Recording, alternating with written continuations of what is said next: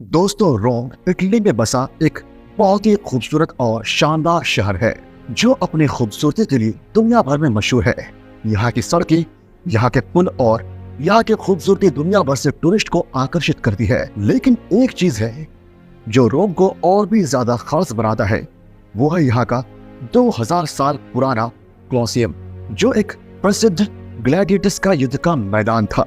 और यहीं पर 753 ईसा पूर्व रोमन साम्राज्य का उदय हुआ, जो यूरोप से लेकर पूरे एशिया तक फैला हुआ था। अपनी खूबसूरत सड़कें, इमारतें और पुलों के अलावा रोमन साम्राज्य एक और भी चीजों के लिए मशहूर था, और वह था वहां के गुलाम। ऐसा माना जाता है कि वहां पर अमीर लोगों के पास लगभग 4 से 5 हजार गुलाम हुआ करते थे। दरअसल ये जंग में हारे सैनिक होते थे या फिर वह किसान होते थे जो अपने कर्ज चुका नहीं पाते थे, और इनके साथ बहुत ही गंदा सलूक किया जाता था। ऐसे हालात में अगर कोई गुलाम अपनी जान बचाकर भागने की कोशिश करता तो उसके पीछे भेड़िए छोड़ दिए जाते थे और उन्हें बीच चौराहों पर फांसी दी जाती थी, और शव को या तो भेड़ियों के बाड़े में या फिर शेर के बाड़े में फेंक दिया जाता था, ताकि यह एक एग्जाम्पल सेट कर सके और किसी भी गुलाम में इतनी ताकत ना हो कि वह दोबारा भागने की जरूरत कर सके। इन्हीं गुलामों में से कुछ गुलामों को कड़ी ट्रेनिंग दी जाती थी और उन्हें आपस में फाइट करने के लिए मजबूर किया जाता था, और इन्हीं गुलामों को दुनिया ग्लैडिएटर्स के नाम से जानती है। यह ग्लैडिएटर्स आपस में लड़ते थे ताकि अमीर लोगों को मनोरंजन मिल सके, और यह आपस में तब तक लड़ते थे जब तक 2 ग्लैडिएटर्स में कोई एक मारा ना जाए। इन्हीं गुलामों में से एक था स्पार्टकस, जिसने रोमन साम्राज्य की जड़ें को हिला कर रख दिया था। दोस्तों, स्पार्टकस का जन्म थ्रेस में हुआ था, जो कि बाल्कन में है। थ्रेशियन लोग कबीले में रहते थे और घुमक्कड़ जीवन जिया करते थे। कई इतिहासकार यह बताते हैं कि ये थ्रेशियन लोग भाड़े के सैनिक की तरह काम करते थे और रोमन जनरल ग्लैबर के लिए लड़ते थे, जिसके बदले में रोमन जनरल इन्हें प्रोटेक्शन देता था बारबेरियन लोगों से, जो बहुत ही खतरनाक कबीले के लोग होते थे, जो किसी दूसरे कबीले में अटैक करके उनका सब कुछ छीन लेते थे और उनकी महिलाओं के साथ अत्याचार करते थे।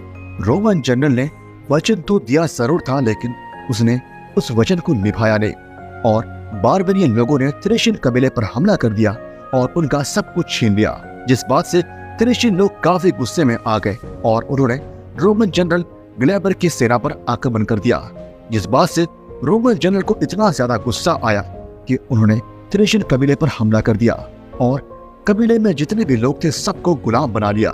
जितने भी लोग गुलाम बनाए जाते हैं उन्हीं गुलामों में एक स्पार्टकस और उसकी पत्नी भी होती है। दोस्तों, स्पार्टकस को गुलाम बनाकर कैपुआ के लेंटुलस बेटियाटस के पास ग्लैडिएटर बनने के लिए भेज दिया जाता है। दोस्तों, कैपुआ रोम में स्थित एक जगह है। यहाँ कैपुआ आने के बाद स्पार्टकस काफी मुश्किलों से गुजरता है। दोस्तों, शुरुआत में वह एक सैनिक था और उसे ग्लैडिएटर की जिंदगी का जरा भी एक्सपीरियंस नहीं था। ऐसे हालात में उसे काफी ट्रेनिंग से गुजरनी पड़ती है। हर रोज मौत से उसका सामना होता है, लेकिन स्पार्टकस एक अलग ही मिट्टी का बना हुआ इंसान था।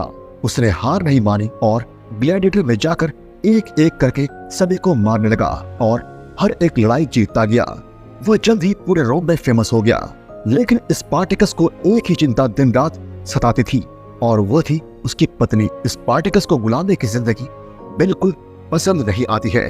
वह आजाद पैदा हुआ था और वह आजाद ही मरना चाहता था अपनी पत्नी के साथ। एक दिन स्पार्टकस 70 गुलामों के साथ मिलकर एक प्लान बनाता है, जिसमें सभी गुलामों की जिंदगी से आजाद होना चाहते थे, और इस समूह को लीड कर रहा था खुद स्पार्टकस। भागने से पहले यह खुद बेटियाटस को मारते हैं और उसके घर में चाकू, बर्तन, छुरी जो भी मिलता है उसे लेकर निकल पड़ते हैं इस गुलामी की जिंदगी से बाहर। ऐसे हालात में जब रोम के जनरल को यह पता चलता है कि बगावत की चिंगारी उठ चुकी है, तो उनके पीछे सैनिक को भेज दिया जाता है। लेकिन दोस्तों, स्पार्टकस कोई आम इंसान नहीं था और इसके सेना में सभी ग्लैडिएटर्स थे, इसलिए उन्होंने सैनिकों को मारकर उनके सभी हथियारों को छीन लिया। असल में स्पार्टकस एक बहुत ही शानदार और एक हम्बल लीडर था। साथ ही साथ वह बहुत ही ताकतवर भी था।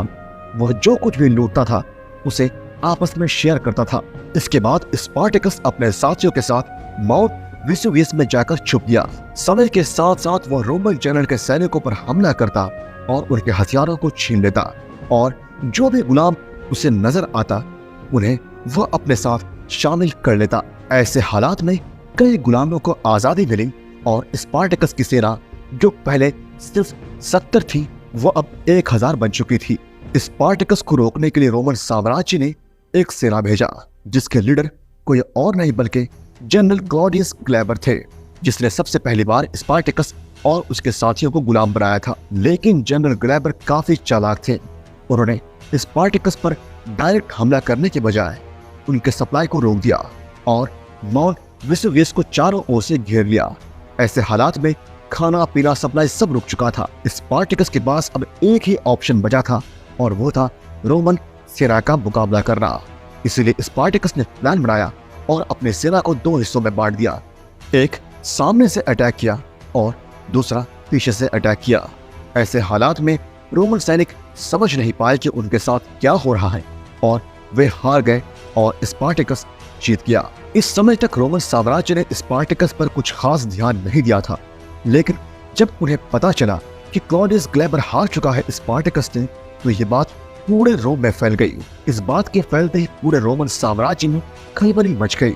ऐसे हालात में स्पार्टकस को रोकने के लिए रोमन साम्राज्य ने पब्लिकोला और क्लैडियनस के अंडर में 10-10 हजार सैनिकों को स्पार्टकस को मारने के लिए भेजा। इसी समय स्पार्टकस का दोस्त क्रिक्सस, जो एक बहुत ही शानदार लड़ाकू था और एक योद्धा था, स्पार्टकस की मर्जी के बिना 30,000 सैनिक को लेकर रोम पर हमला करने के लिए निकल पड़ा।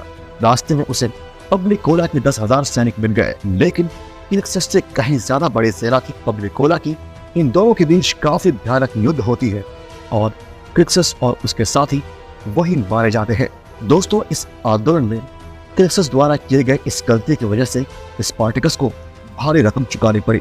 जब स्पार्टकस को ये बात पता चलती है तो वो बहुत गुस्से में आ जाता है और वह अपने सेना को लेकर पब्लिकोला और क्लॉडियस की सेना पर हमला कर देता है और दोनों को मार डालता है। इस समय तक रोमन साम्राज्य के हाथ पैर फूल चुके थे और वे समझ नहीं पा रहे थे कि स्पार्टकस को रोके तो रोके कैसे।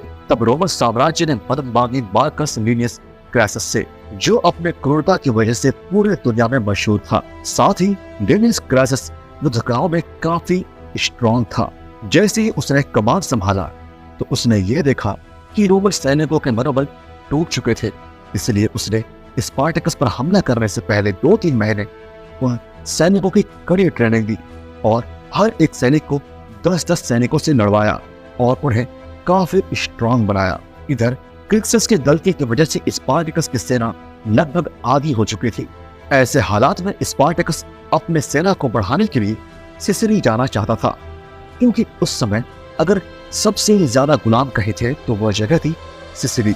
स्पार्टकस ये बात जानता था कि उसके आंदोलन के चर्चे पूरे रोम में फैले हुए हैं, इसलिए उसने सोचा कि वो सिसिली जाएगा और वहां के गुलामों को भड़काएगा और अपनी सेना में शामिल कर लेगा। लेकिन स्पार्टकस की किस्मत में कुछ और ही मंजूर था। सिसिली पहुंचने के लिए उसने समुद्री डाकुओं से सौदा किया, लेकिन समुद्री डाकुओं ने स्पार्टकस को धोखा दे दिया और स्पार्टकस के पैसे लेकर भाग गए। दूसरी तरफ लीनियस क्रासस अपने सेना के साथ स्पार्टकस की सेना पर हमला करने के लिए निकल पड़ता है और ये बात स्पार्टकस को मालूम हो जाती है, लेकिन वो लड़ने का फैसला करता है, क्योंकि वो कहता है कि मैं दोबारा गुलाम तो बिल्कुल नहीं बनूंगा।